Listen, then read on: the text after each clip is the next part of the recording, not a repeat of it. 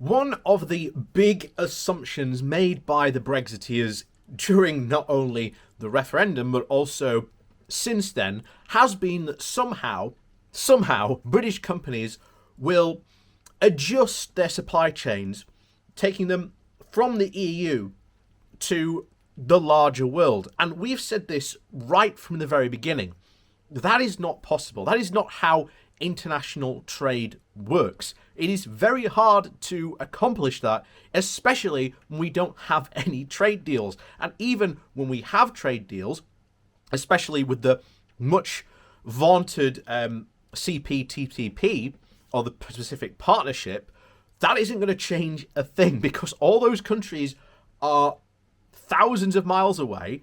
And as we have said before, trade gravity is an observable fact that everyone agrees to. It is like, the law of gravity. When you throw something up, well, it's got to come plummeting down. Similarly for trade gravity, all countries always trade most with their closest partners.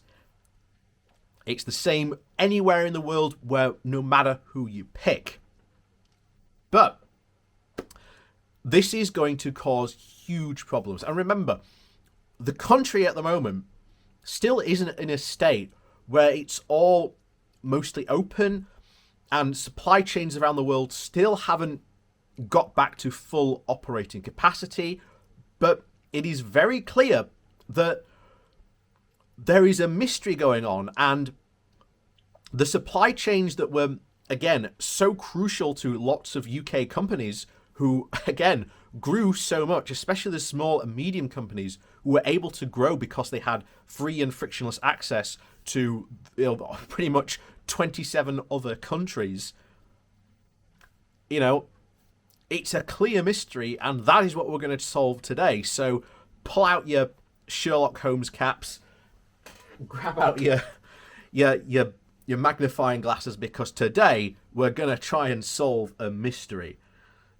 So, as we always say, thank you very much for your watching us today. Please do remember to hit that like, share and subscribe button. And of course, there is links to my Patreon page down below, and as well as a one-off donation link where you can buy me a coffee. And, thank you very much to all the people who do support the channel those ways. So, on with today's article. So, this comes from MSN News. The title is The Mystery of Disappearing Imports from the EU. So, Jin Talog, the organic gin brewed in in the corner of Carmarthenshire, I think that's how you say it, may be proudly Welsh, but it relies on products from all over Europe. Co-founder David Thomas described how he and his business partner, Anthony, turned to the continent in their search to create a premium drink. Corks from Italy, bottles from France, and occasional botanicals from Austria. Some of these things are really hard, or if not impossible, to find in the UK, he says. We cannot source them from anywhere else. Like many other small businesses, Jin Talog has had problems since the start of the year, with new regulations leaving it facing increased costs on imports from Europe. And up until now, much of the focus has been on the problems of UK companies have had faced selling to the continent. But after decades of frictionless trade and imports, we are also starting to feel the squeeze. They still remain below the late 2020 levels and the pre-pandemic levels, with shortfall likely to be evident in figures for May, which will be released on Friday. Some Brexiteers have hoped that the UK's exit from the EU would involve a tilt to imports from the wider world, with companies looking beyond the bloc as they build supply chains. But it also appears that a sizable chunk of imports from the bloc have disappeared and have not been replaced. And these issues are particularly notable because many checks will only come into force over the coming year. Thomas Sampson at the London School of Economics says that the drop is larger than he would have expected. There are clearly still frictions that exist, but it is significantly surprising to see such a fast drop-off, given that we haven't actually seen the customs border come into place on the UK side yet. Every pound not being spent is likely to represent a lower output in Britain and Europe, and the mutual benefit to the foundation of trade and both sides misses out when things go wrong. There is not yet enough data to draw a firm conclusion about what is happening, but Samsons warns there will be a real economic cost associated with the shortfall.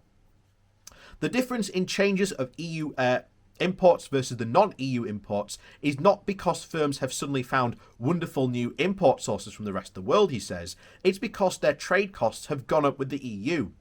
The ongoing damage can be seen across the top EU import categories.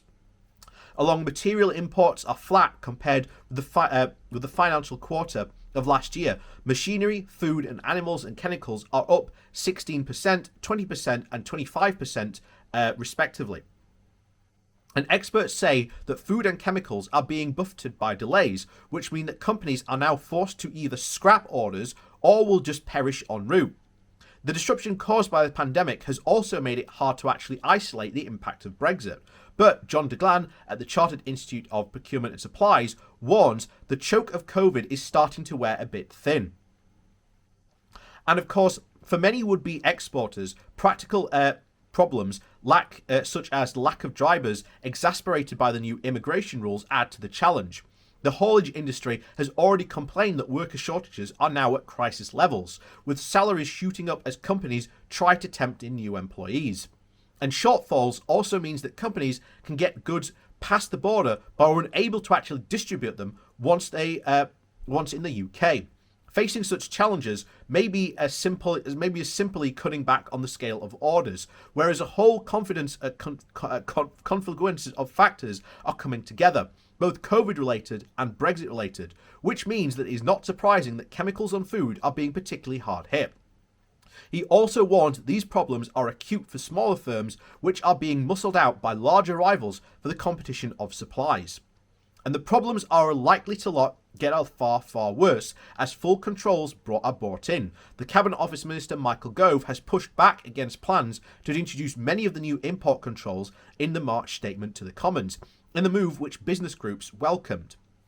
The UK is yet to introduce, for example, fully introduced sanitary and phytosanitary controls, with new rules requiring pre-notification of imports on animal products and rule of origins as well due not to kick in until October. And the full regime will not take effect at least until March of next year. Labour MP Hilary Benn, chairman of the cross-party UK Trade and Business Commission, is calling for the increased help for firms facing these new regulations. The government should increase their meagre support for our export-import businesses and set out their clear plans to actually help them, he says. Of course, there is no clear plan to actually help them, except rejoining, the EU Single Market and Customs Union. That's the only way you're really going to help these businesses. So, he also says that the crisis is also building up over customs, leading experts to warn of a looming onslaught of red tape. Under the current rules, custom requirements for exports are simplified. Traders are required to keep sufficient records but do not have to submit customs declarations until January of 2022. In practice, however, that means that many companies have already seen their admin loads shoot up. Ania Jawalski, the independent customs consultant, warns of the looming wave of non-compliance. Hardly anyone has a complaint at this point, she said, and HMRC is in a very difficult situation. On one hand, we just don't want to penalise traders because of the just general level of confusion and lack of awareness. But on the other hand, how do you then promote more compliance? Businesses have had more time to initially adjust than expected to Britain's new trading relationship with its closest and largest trading partner. But these new rules and likely hiccups at the introduction could well impose further pressure. And despite the apparent headaches for businesses, Samson says, EU trade is likely to return to an upwards trend in the coming years, just at a lower level than would have been otherwise, with slightly more businesses happening now, potentially in the rest of the world. Things are tough and only likely to get tougher as further controls will come into effect. But the government says it will need to get a grip eventually. If you want to be serious at trading global Britain, you do need to know what's happening on your borders. And they've already missed, and this is already a massive problem, and it's only going to be an even more problem going forward. So, we've been warning about this for so long, since the very beginning, that we have all these customs problems. And remember, as was said there, most of these checks especially on the UK side of the border, are not in place yet. At least not until October, when they will start coming in towards March.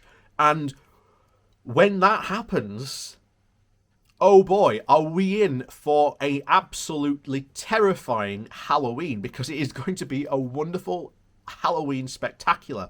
Because we were told, of course, of June and July of a lot of stuff coming in. Of course, they've been pushed back now to October. We are going to see huge problems to so many, to so many businesses. So many businesses, and this could lead to so much ruination for so many of them. I mean, that gin company mentioned at the beginning, all their products are sourced from the EU. That's not going to change. Just because you have a, global Britain and you're trying to promote this to trade with elsewhere, if you can get them quicker and faster from the continent, why change? But of course, that price is now increased. So even if you do want to get products from the rest of the world, there's still that time difference. And as we've said before at the beginning of this video, trade gravity is a thing.